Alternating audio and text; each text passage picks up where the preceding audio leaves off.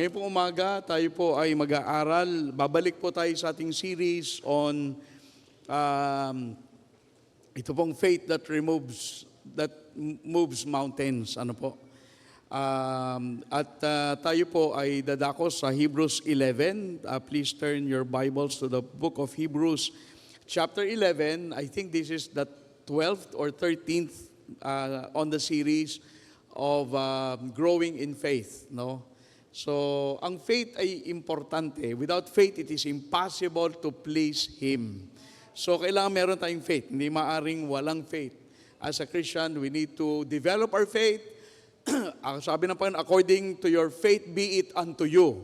Hindi sabi ng Panginoon, according to your prayers, be it unto you. According to your abilities, be it. Hindi sabi niya, according to your faith, be it unto you. That's why in the last days, pagdating ng panahon, paano ka susukatin ng Diyos? According to your giving, according to your service, hindi, according to your faith.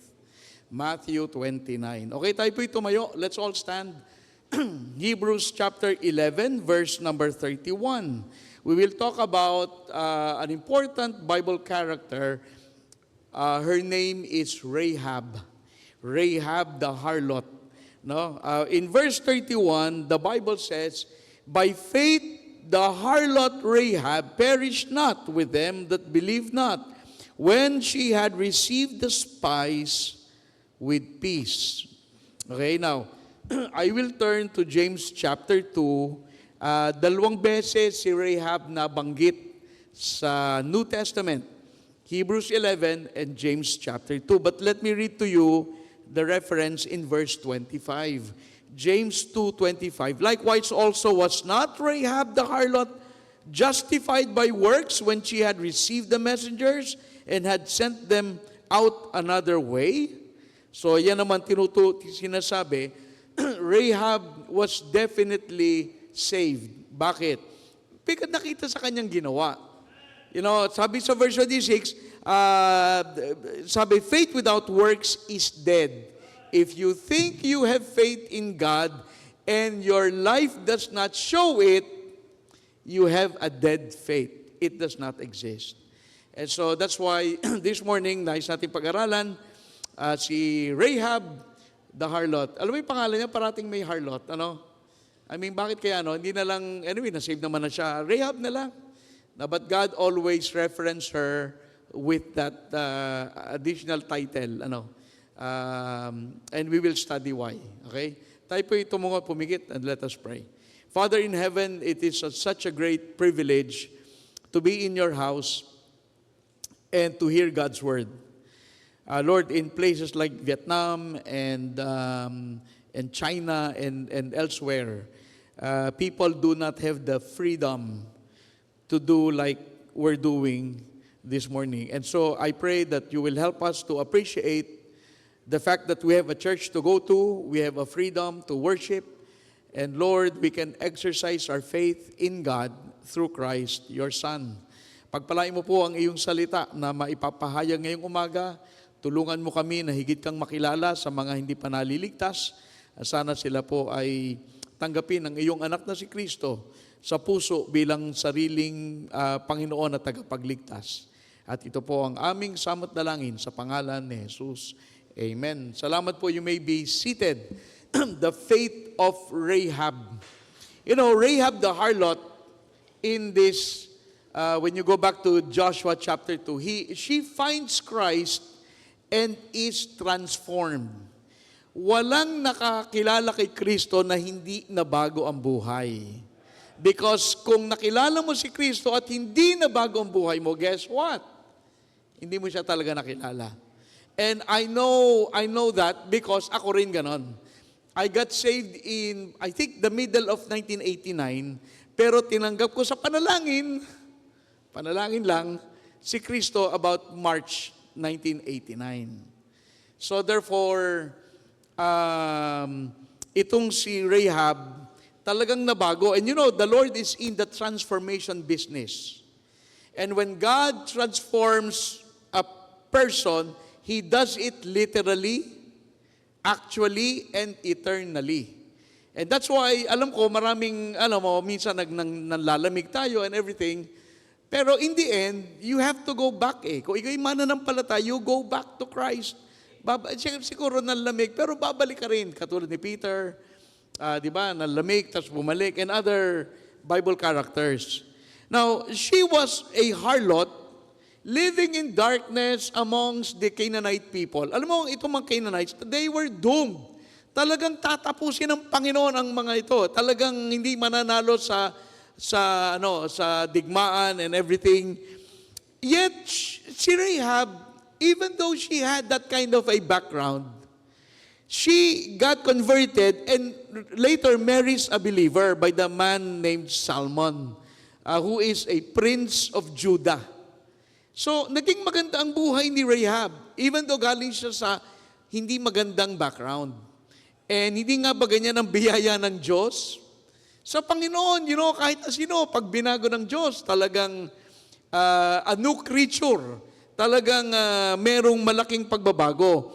And hindi nga ba, it is only the grace of God that can transform anybody. Walang iba eh.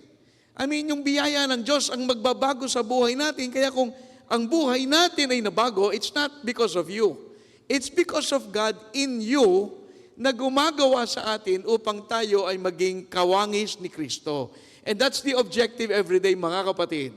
Na araw-araw tayo nagbabasa ng Bible, dumadaan tayo sa maraming pagsubok, at ang objective is to be more Christ-like. Kasi wala namang iba eh. And of course, win souls, and things like that. Pero tayo dapat matransform. Si Rahab, talagang transform. And get this, she did not have Christian parents. And yet, nabago siya. Some of us, some of you, the reason you got saved is because you had a praying mother or father. Di ba? Si Rahab, wala siyang ganong background. Kaya, imagine, wala siyang magulang na mananampalataya. She received no instruction from the Bible. Wala namang Bible. And yet ngayon, ang daming Bible, hindi pa rin tayo maligtas-ligtas. What a shame. Alam mo, minsan inisip ko, bakit ang mga tao hindi pa nasisave? Anong kayang iniintay ng mga tao, bakit? Pag tayo hindi naligtas, namatay, alam niyo naman, mapapahamak ang ating kaluluwa, and hell is a real place. Now, going back to Rahab, si Rahab, she had all the bad backgrounds na meron. Hindi siya lumaki sa templo. Yung iba nating mga kabataan, lumaki na kayo sa church. Nakilala ko kayo, wala pa kayo sa grade 1. 28 years na ako dito eh. Dumating kayo, sanggol. Dito na kayo pinanganak. Many of you. And yet, si Rahab, wala siyang advantage of reading a Bible, getting witnessed to by Christians. Hindi siya lumaki sa Christian home. She was a harlot, and that was her, that was her business. If you can call it a business, yun ang meron siya. Kaya kayo mga kabataan, you be thankful na kaya kayo ay naligtas because your parents prayed for you. Magpasalamat kayo, meron kayong mga magulang na ganyan. Si Rahab, wala. Kaya nga, sinasabi na, talagang biyaya ng Diyos. Paano naman ang tao ito maliligtas? biyaya ng Diyos. Sa biyaya ng Diyos, lahat ng bagay pwede. Kasi ang Diyos, pag nagpala, it doesn't matter who you are. If pag ang biyaya ng Diyos ay sumagana sa atin, talagang mababago tayo. Now, the story is found in Joshua chapter 2, and later we will go there. But ganito nangyari. Hindi ba last week we talked about the fall of, the last time we talked about faith, July 27. we talked about Jericho falling. Kasi nga, sabi, by faith, the walls fell. Kaya if you have a Jericho in front of you, hindi talino o lakas ang kailangan ay faith. Faith brought the thick walls down. So ngayon, the Jericho, now, before the fall of Jericho, ito si Rahab the harlot. She was from Jericho. Now, so konting atras ng konti, bumagsak na last July yung walls. Ngayon hindi pa. Balik tayo sa hindi pa bumabagsak. Well, ang sabi ni Joshua, he took the place of Moses. Moses was the leader of God's people. Namatay ni Joshua naman. Sabi ni Joshua, ganito, he sent 2 spies, punta kayo ng Jericho, tingnan nyo kung anong meron dyan. Well, ang ginawa ng Panginoon, dinala sa bahay ba naman ni Rahab? So, yung 2 spy, pagpasok na siyempre, medyo, kumbaga, incognito, medyo parang, kumbaga, taga dun sila, no? When they got to Jericho, nakilala nila si Rahab. I'm sure, hindi by accident, but by providence of God. Alam mo, ang Panginoon siya nag-aayos ng daan. Well, so ngayon, nalaman na may spies dumating. Hinanap. So ang ginawa ni Rahab, tinago doon sa kisame, or the roof, sabi, up on the roof. Doon sa roof, tinago yung 2 spy na Jew. And then, ang nangyari ay, in other words, bumaba, kinausap ng 2 messengers. In other words, na-save si Rahab. So, yun ang kwento ni Rahab. Paano siya na-save?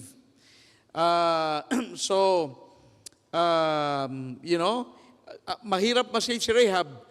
She belonged to a country that does not believe in God. Her occupation is being a harlot.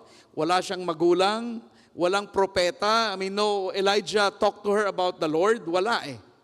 Pero na-save siya. Paano nangyari yun? Okay, number 1, convicted by the Holy Spirit. Convicted by the Holy Spirit. Now, first of all, I'd like to say this. Even a harlot can become a Christian. Even a harlot can get saved. Walang mahirap sa biyaya ng Diyos. Pagdating sa kaligtasan, when the Holy Spirit speaks to anybody, yung tao na yan ay mako-convert. Gawa ng ganun ang Panginoon. Now, let's go back to Joshua chapter 2, and we will pick up the story in verse number 8. In verse number 8, ang sabi po dito, and before they were laid down, she came up unto them upon the roof.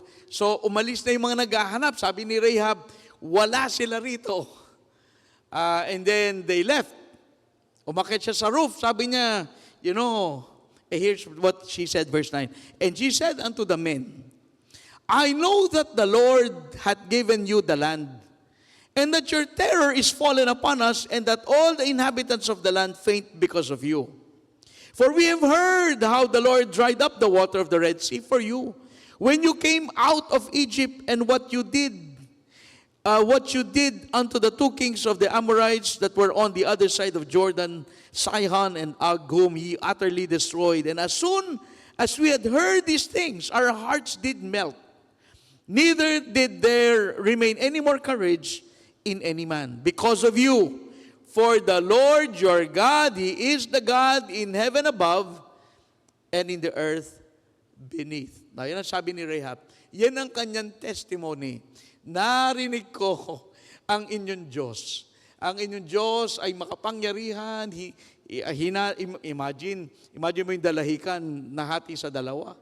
Nakatawid tayo papuntang Marinduque. I mean, parang, hindi naman siguro ganun kalayo. Pero, alam ni Rahab ang kwento. Alam niya kung ano nangyari. And so, that is why, nung dumating, itinago niya. Kasi naniniwala si Rahab sa Diyos ng mga Hudyo. Naniniwala siya, again, by the grace of God. Now, the Holy Spirit was convicting her of her sinfulness. Bakit siya naniwala? Because of the Holy Spirit. In John 16:8, alam mo yung sinabi doon, kahit huwag niyo nabuksan. Sabi doon, the Holy Spirit will convict the world of sin. Bakit tayo na-save? Paano natin naintindihan ang ating sinfulness? Because of the Holy Spirit. coaching us, telling us, alam mo, ikaw ay makasalanan and everything else. Now, ito si Rahab, nakita niya yung tagumpay ng bayan ng Diyos eh. Victory after victory after victory, isa na lang ang kailangan bumagsak, Jericho. And then they will have captured the land. I mean, almost there eh. At alam ni Rahab, yung mga kwento ng sino ba ang Diyos ng mga to? Sino nag-divide ng Red Sea?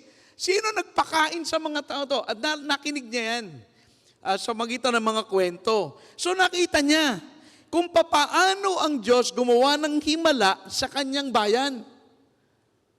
I mean, papaano sila kakain sa 40 years sa desert, walang tindahan, walang 7-Eleven or anything like that.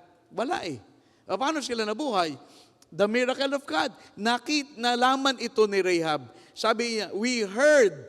Sabi niya, narinig namin. Verse 10, for we have heard. At sabi niya, verse 11, and as soon as we had heard. So narinig nila yung mga pangyayari at na-realize ni Rahab that this God is like no other gods na alam niya. Marami silang Diyos-Diyosan, yung mga sinasamba ng mga bato. Marami silang ganyan. But Rahab said, kakaibang Diyos ang meron kayo eh. Now, the Holy Spirit, alam mong gagawin yan, will expose the evil in you and convinces you that you need a Savior. Yan ang ginagawa ng Holy Spirit. Be thankful if the Lord is doing that to you because you need that to be saved. Ako, alam background namin Protestant. Since from day one, Protestant hanggang 23. Buti 23 na naunawaan ko na hindi pala religion, hindi pala, just be a good person, hindi pala. And so, the Holy Spirit's ministry is to convict us. Kaya yung konsensya na tinatawag, natin mga Kristiyano, yung Holy Spirit yun, na bears witness with our spirit. Diba? That sometimes we say, kaya save ba ako? May mga ganyan to, diba? Save ba ako? The Spirit bears witness with your spirit that you are a child of God. You will know it because the Holy Spirit will confirm. So itong Holy Spirit, nagsasabi, masama yan, kasalanan yan, talikuran mo yan, like Joseph who flee temptation when he was, in the situation na siya ay mahulog sa kasalanan, ano yung Holy Spirit?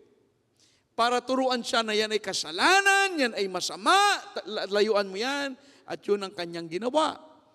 Now, the Holy Spirit brings people to repentance. And that is why, ito si Rahab, nung narinig niya yung mga bagay na iyon, she was convicted and she decided to believe their God. Now, the key here is the Holy Spirit. Ang susi, bakit siya naligtas? Kasi kung titingnan, that is why, hindi yung, kasi mapagsimba yan kaya na-save. Kasi ang magulang, hindi yun ang key. Ang key yung Holy Spirit na nagko-convict sa atin. Kailangan ma-convict tayo ng Holy Spirit. Now, kung isipin mo si Abraham na save, of course, si Abraham yun Si David na save, si Paul na save, si Peter na save. Parang isipin mo, of course, because they are such great people. Pero si Rahab na save din Hindi siya dapat na save, you know what I mean? She was a harlot. And probably God saved her to show the world that the Gentiles can also have His grace upon them. Hindi ko alam bakit niligtas ang Panginoon. Hindi ko alam. And, si Rahab naging lola ni King David. Ito si Rahab, kasi nga napangasawa si Salmon, tapos nagkaanak, tapos si King David. Alam niyo naman kung sinong galing kay King David, si Jesus Christ. And that is why sa biyaya ng Diyos, even though she was a harlot, she became part of the bloodline of the Messiah. Kaya alam mo, ang biyaya ng Diyos, walang limit. Kaya ang susi, paano masasave yan? Pastor, ang background. It doesn't matter anong background mo Kahit ikaw ay naka-embed sa relihiyon na talagang ikaw ay nakakulong sa relihiyon, it doesn't matter. Ang biyaya ng Diyos ay mas mahigit. Kaya ang susi, yung Panginoong gumagawa, hindi yung, ay sino ba ang ililigtas ng Diyos? Ay mga taong, mga baptist, okay yan. Madali yan. Hindi, lahat ng tao mahirap. It is only by the grace of God na tayo naliligtas. Now, second of all, I'd like to say that God has prepared people who will get saved. Merong mga tao na nakahanda na ililigtas ang Diyos. Tingnan niyo po ha. The city of Jericho had a lot of people in them. It was wicked and it was big. It was a big city. Pero bakit itong mga spies ay nagtatanong, pag nag-i-inquire, napapunta sa naman sa bahay ni Rahab. Si Rahab maliligtas. Siguro medyo meron na siyang konting feeling of, I wanted to know the God of the Jews. So, what I'm saying is, kita niyo ang ginawa ng Panginoon. Alam ng Panginoon kung saan sila dadalhin. Meron akong anak dyan. Pumunta kayo dyan. So, I'm saying, the Holy Spirit directed the spies to the house of Rahab. Again, that was no accident. Yaan ay providence. Alam mo yung providence? Yung providence is the yung para mangyari yung plano ng Diyos. Yung providence. Yung nangyayari araw-araw, that is the providence of God. And so, dinidirect ng Holy Spirit. Kaya, hindi, kahit na sino yan, basta Holy Spirit, meron ang Diyos na tao na ililigtas. And if you apply it to our, sa ating panahon na ito ngayon, I would like to say na kapag ikaw'y nag-aakay ng kaluluwa, bakit ba hindi ka ididirect ng Panginoon sa mga tao na maliligtas? Alam nga naman, I'm sure hindi naman lahat ng nakausap natin na save. Pero hindi nga ba kung hinahanap mo, di ba? Ikaw ay naglilingkod sa Panginoon ng faithful at sinisikap mo na maligtas ang mga tao, ba't hindi ka naman ididirect ng Panginoon sa mga tao na wala pa sa Kanya? And so, ito si Philip in Acts chapter 8, siya ay merong revival meeting sa Jerusalem. Guess what? Kinuha siya ng Holy Spirit, dinala sa Samaria, because there was an Ethiopian eunuch that needs to hear the gospel. And he got saved. In Acts 8:26 to 29, mababasa natin doon. Pero mo ha, meron talaga ang Diyos mga taong ililigtas. Hindi yung, ay swerte-swerte na lang kung sino ang makausap ng missionary. Hindi ganun eh. Meron talaga ang Diyos mga tao na ililigtas at doon tayo, kung tayo ay soul winner, hayaan natin ang Panginoon mag-direct sa atin. Kaya alam nyo, pagbalik natin sa trabaho bukas at sa eskwela, witness to the other children, witness to the parents, witness to your co-workers, witness to your boss, because ang Panginoon ay merong mga taong ililigtas. At hindi maliligtas na walang napakinggan. Okay? Kailangan may marinig sila eh. Now, look at this. Look at verse 10. Going back to Joshua chapter 2. So, si Rahab, coming from a difficult background, ay naligtas. Kasi nga, ang Panginoon ay mapagbiyaya at dinala doon yung mga spies, nagkausap sila, and then later on in the process, she got saved. Now, in verse number 10, tayo sabi dito, for we have heard how the Lord dried up the water of the Red Sea. Verse 11, and as soon as we had heard these things, our hearts did melt. And then later on, she said, the Lord your God, He is God in heaven above and in earth beneath. So ngayon, sa verse 10 and 11, ang nakita natin dyan, narinig niya yung ginawa ng Diyos sa atin. Alam niyo kung paano naliligtas ang mga tao, nare-realize sila, tayo may ginagawa ang Panginoon sa mga tao na ito. And then that is how, na alam ko, syempre, you have to witness to them. Pero hindi ba we should be part of the evidence that there is a God in heaven? Kung ang buhay naman natin ay tayo yung number 1 mangungutang sa tindahan. Number 1, hindi nagbabayad sa utang. Number 1, tayong, late sa trabaho. Walang maliligtas talaga eh. Kasi there has to be something different na makita ng mga tao sa mga mananampalataya to convince them na ang ating Diyos ay totoo. Anong sabi diyan? Nung narinig namin ang ginawa ng Diyos sa inyo, we were convinced. Ang tanong, anong nakita sa iyo? Anong nakita sa akin? Maniniwala ba sila kung makikita nila yung buhay na meron tayo? I guess that's a fair question to ask because ito si Rahab, bakit siya na-save? Because she heard. Sabi niya dito sa verse 9, I know that the Lord hath given you the land. Alam namin. Saan niya nalaman? Sa Bible? Hindi. Sa usap-usap sa palengke. Sa kanya mga kumare, yung mga kapitbahay. Sabi, alam niyo, yung Red Sea nahati sa dalawa. Paano nangyari yun? And they were talking. And that is how God worked during their time. Wala pang Bible eh. But we should be part of the evidence that there is a God. At sinasabi natin, alam mo, tayo mga Kristiyano, hindi lang tayo mabait paglinggo at sapagkat nakaupo at tahimik. Hindi.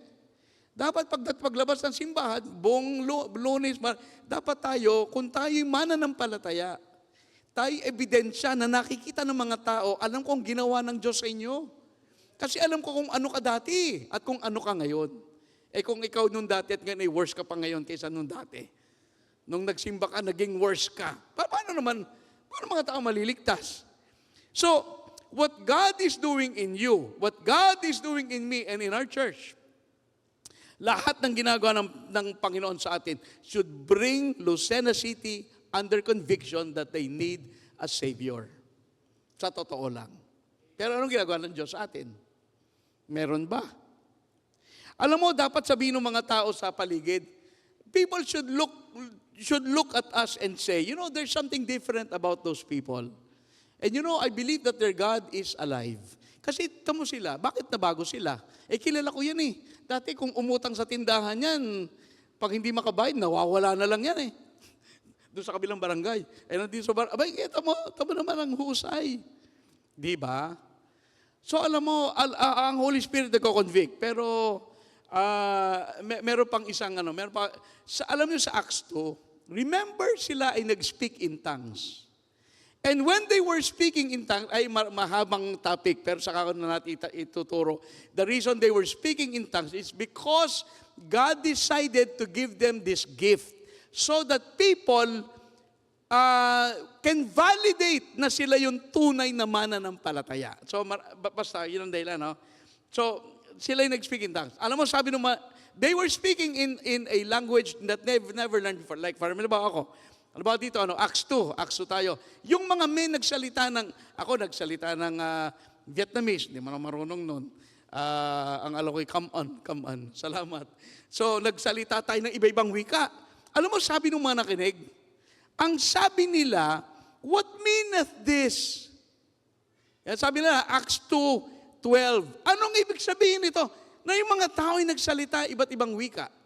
Alam mo, sinabi nila nung verse 37, what shall we do?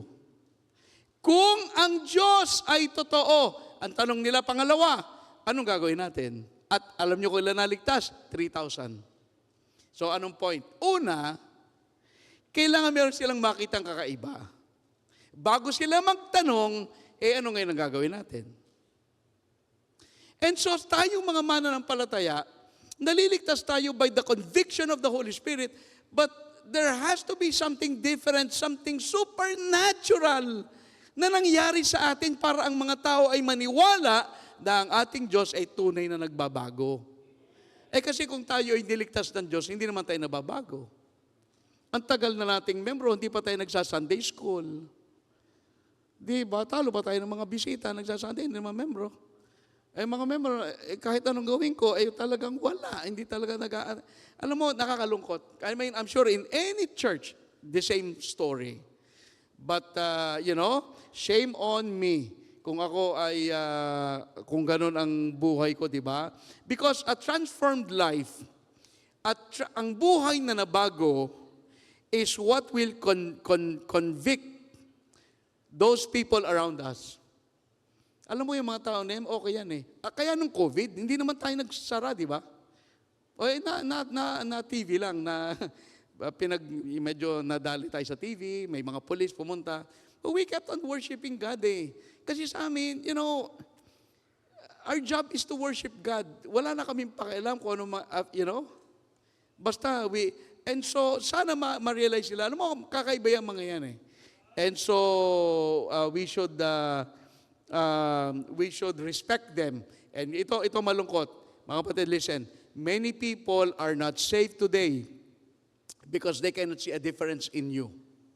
That's the truth. May mga tao, humanly speaking, na hindi maligtas-ligtas because they look at you and they say, ay kung ganyan din lang, di ba si Mahatma Gandhi? Mahatma Gandhi of India, you know what apparently he said? Sabi, if that is Christianity, I do not want to be a part of it. Yun, namatay, hindi ligtas. Untik na. Ay, kaya nakakalungkot, no? Now, Rahab saw God's miraculous work that this, and nakita niya yung mga anak ng Diyos, and this brought her under conviction. Sa tulong ng Holy Spirit, she got saved. Number 2, convinced by the Word. Convinced by the Word. Now, she developed faith by accepting God's Word. Alam mo, narinig niya lahat to eh. Itong mga usap-usap na to, narinig niya.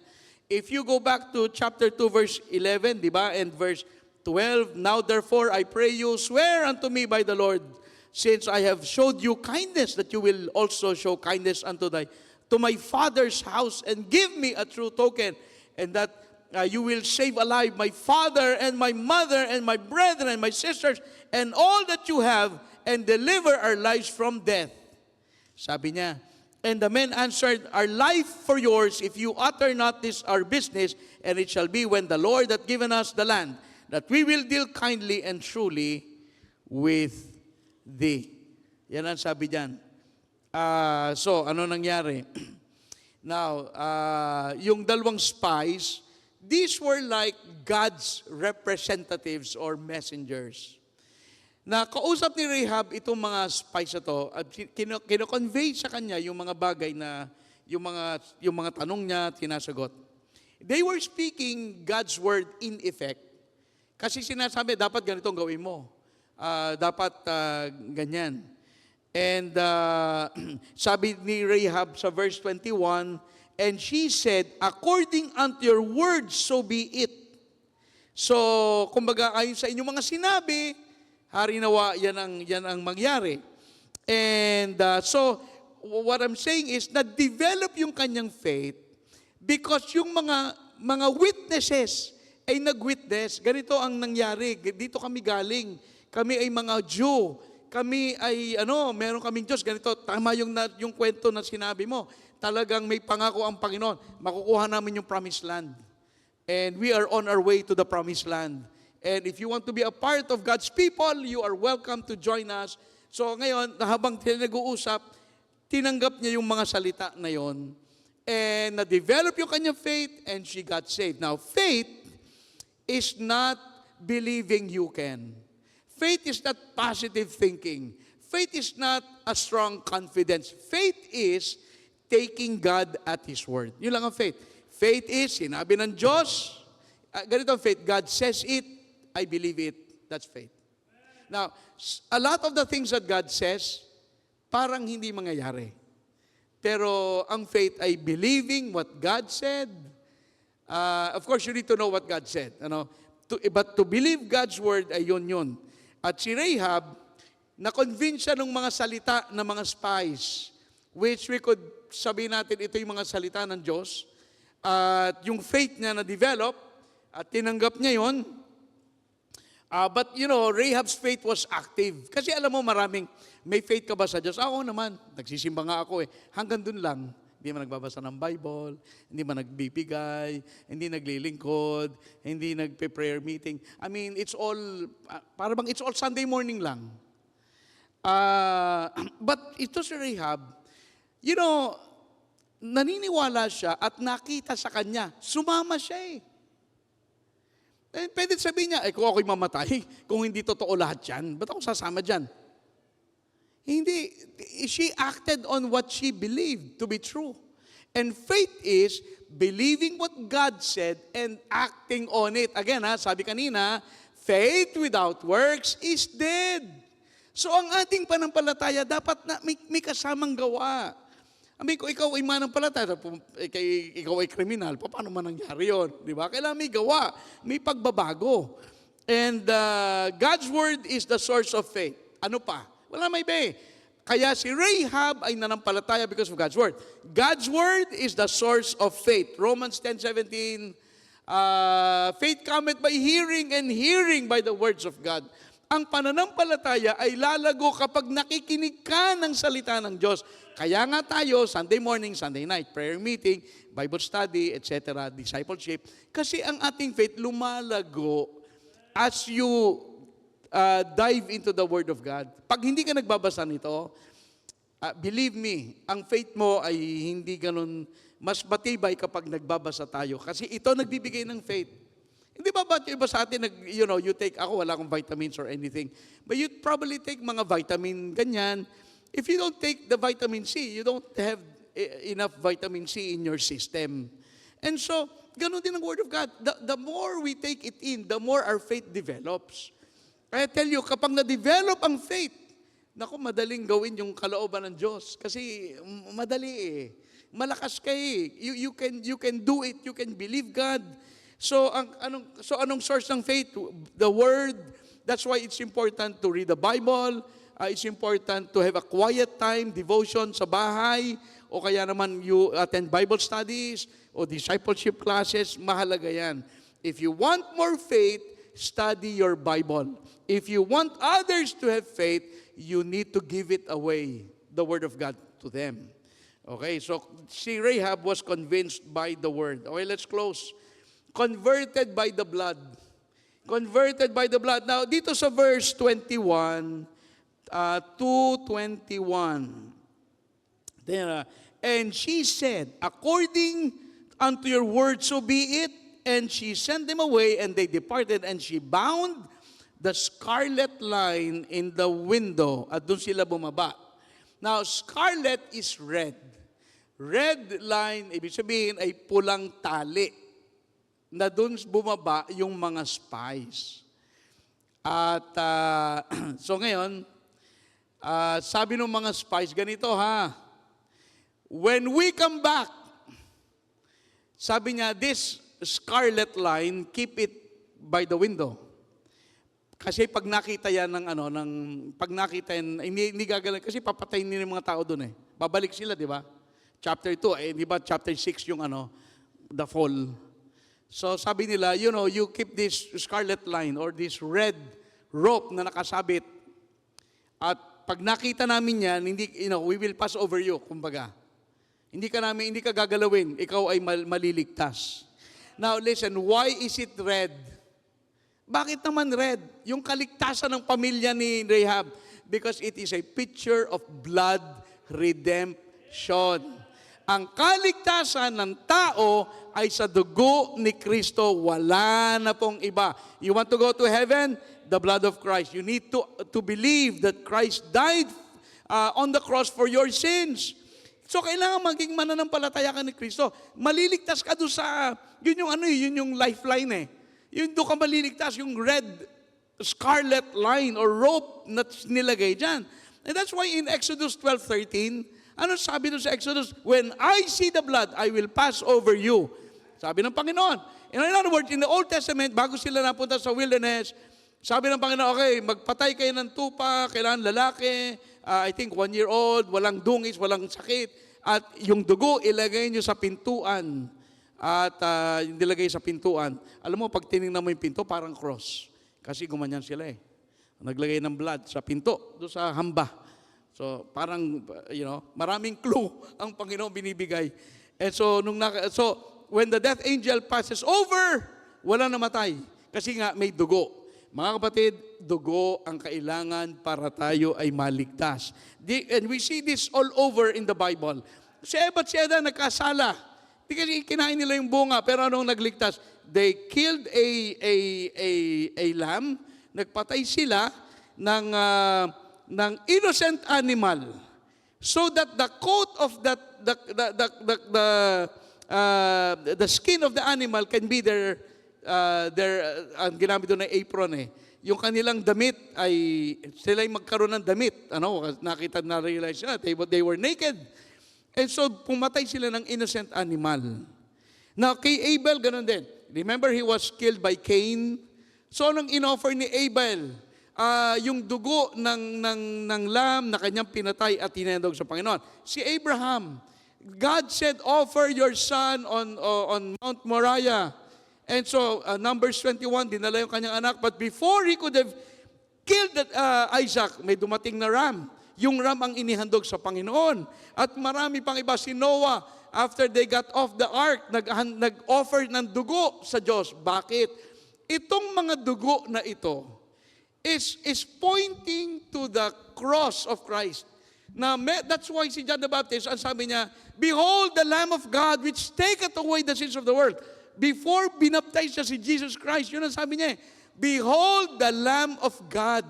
Kasi in the Old Testament, maraming lamb na pinapatay para sa kabayaran ng kasalanan. Kaya lang si Kristo, nung siya'y namatay in the book of Hebrews, isang kamatayan lang, bayad lahat ng ating kasalanan. Kasi tayo mga Jew, every year magdadala tayo ng dugo para mapatawad, ma-roll over yung ating kasalanan. Pero itong si Kristo, nung siya'y namatay, once and for all, bayad ang ating mga kasalanan. And that is why they used a red line, a scarlet line, para ilagay doon. Because Hebrews 9:22, without the shedding of blood, there is no remission. Pag walang dugo, ay walang kapatawaran. Now, only the blood washes away sins. Ano ibig sabihin? Mga kapatid, we are all guilty of sin. Wala ditong hindi nagkasala. Lahat tayo nagkasala sa harap ng Diyos. Ako, ikaw, si Rahab, everybody, for all have sinned. Pero ang sabi sa 1 John 1:7, ang sabi sa 1 John 1:7, the blood of Jesus Christ, His Son, cleanseth us from all sin. Ang tanging dugo ni Kristo lang ang makapaghuhugas ng ating kasalanan sapagkat nagbayad ang Diyos, binayad ang kanyang sariling anak sa halip na tayo'y mamatay at maparusahan ng walang hanggan, ibinigay niya si Kristo upang siya ay mamatay at ang kanyang dugo ay mabuhos para ang ating kasalanan ay mahugasan. So it's not whether you're a harlot or you're a criminal or you're a drug addict or you are kung ano ka pa man. Dugo ni Kristo ang naglilinis at lahat tayo na marumi, isang panlinis tayo ang kailangan para sa ating lahat. So, of course, Rahab later on died, but her soul went to heaven because she was a believer. Siya ay nadagdag pa nga sa bloodline ni Jesus Christ because si David, ang lahi ni David, ang pinanggalingan ni Jesus Christ. At si Rahab was the great-grandmother of David. At yun ay napabilang siya. Isipin nyo she was a harlot. She was a Canaanite. She lived in a life of darkness. Pero bakit ginamit siya ng Panginoon? Kasi ganun ang Diyos. It doesn't matter who you are. It doesn't matter kung anong background mo, hindi ganun. You know how I know that she got saved? Ito, mga parents, listen. You know kung paano siya na-saved? Sabi niya, mga Ginoo, sabi niya, isasama ko ang aking tatay, ang nanay, ang aking mga anak, kailangan silang maligtas. If you are truly saved, you have a burden to reach your lost loved ones. Alam mo, kung ikaw ay naligtas, wala kang burden sa iyong mga kapatid, magulang, hindi ka naligtas. Kasi ang naliligtas, ganito Ang naliligtas, may burden para sa mga ibang mga kasamahan. This is a sign that she was truly saved because of her burden to see her whole family come to Christ as their Lord and Savior. And so she got converted by the blood. Alam mo, paano siya makarating sa langit? Kita mo naman ang background. Harlot, she was, wala siyang pagkukunan Canaanite, and they were destined for destruction. Ngayon, wala nang Canaanites ngayon. Alam niyo, wala nang Canaanites. Meron Hamas, pero Canaanites wala na because God destroyed them. And Rahab was due to be destroyed. Kaya lang, nanampalataya siya, ayon sa kwento-kwento sa palengke. Alam mo ang ginawa niya? Pinagtama-tama niya yung kwento Kasi wala namang Bible. Alam mo, tayo may Bible. Ba't hindi natin basahin? Alam mo kayo na hindi pa naligtas, na matagal na kayo nagsisimba, what are you waiting on? What are you waiting for? You need to be saved. And there's only one way. At yan ay parating dugo ni Kristo. In other words, si Kristo ay namatay para tubusin nating kasalanan, and if you will put your faith in Christ and His redemptive work on Calvary, well, then that payment can be your payment, and that is what He promised in the Scriptures. Tayo tumayo, let's all stand, tayo manalangin. Let's all stand and let us bow our heads in prayer. Tayo manalangin. Father in heaven, we thank you for this great, great woman. She came from a wicked background, but it was your grace that brought her to Christ. It was not her parents. It was not her Bible reading. It was not the temple. It was not any prophet. But it was your grace and the Holy Spirit's conviction that made her to realize that she was a sinner in need of a Savior. And I pray, Father, that this morning, kung meron kaming mga hindi pa naliligtas, na sana tagpuan din po nila si Kristo bilang personal na tagapagligtas ng kasalanan. Pagpalain mo po ang invitation namin. We thank you, Lord, for the Bible and for the truth na amin pong nakita na pag-aralan ngayong umaga. Ikaw po ang magpala sa pangalan ni Jesus. Habang lahat po ay nakatungo at nakapikit, and ngayong umaga, mahalaga po na tayo ay magkaroon ng kapasyaan, especially if you have lost loved ones. Are you concerned about their salvation? Why don't you, if you're a Christian, why don't you come and pray for those loved ones na hindi pa naliligtas? Ipanalangin natin sila. If you are a Christian, if you have any concern, I invite you to pray for your lost loved ones. And sa ating po mga bisita na naririto, kayo po ay narito not by accident. Kapag narito, dinala kayo ng Panginoon, mahalaga na maunawaan natin. Kung kayo po hindi pa naligtas na, mahalaga makita natin na tanging si Kristo lang ang nakapagliligtas. At anong uri man tayo ng tao, ano man ang ating nagawa nung araw, it doesn't really matter if we put our faith and trust in Christ. He can transform us into a new creature na ang buhay natin ay tunay na mababago. And that's why ngayong umaga, ipanalangin po natin sa Panginoon na siya'y gumawa at turuan tayo sa ating pong pananampalataya. At kung kayo po ay hindi pa nakakilala kay Kristo, tanggapin nyo siya, manalangin kayo ng may pagsisisi at pananampalataya. At siya po ay gagawa upang tulungan tayo ngayong umaga. Habang lahat ay nakatungo, nakapikit, patuloy tayong manalangin.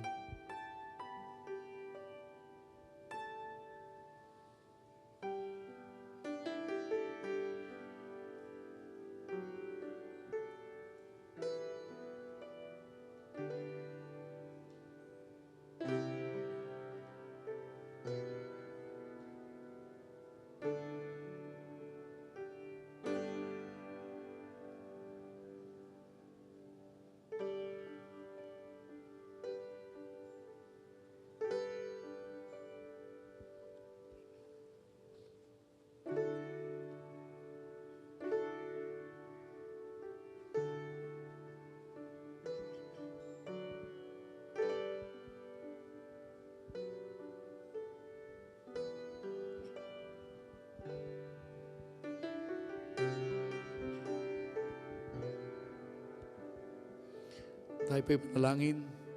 Panginoon, kami po'y nagpapasalamat sa iyong anak na si Kristo. Ibinigay mo siya sa amin upang gumanap na tagapagbayad ng aming mga kasalanan. And I pray for those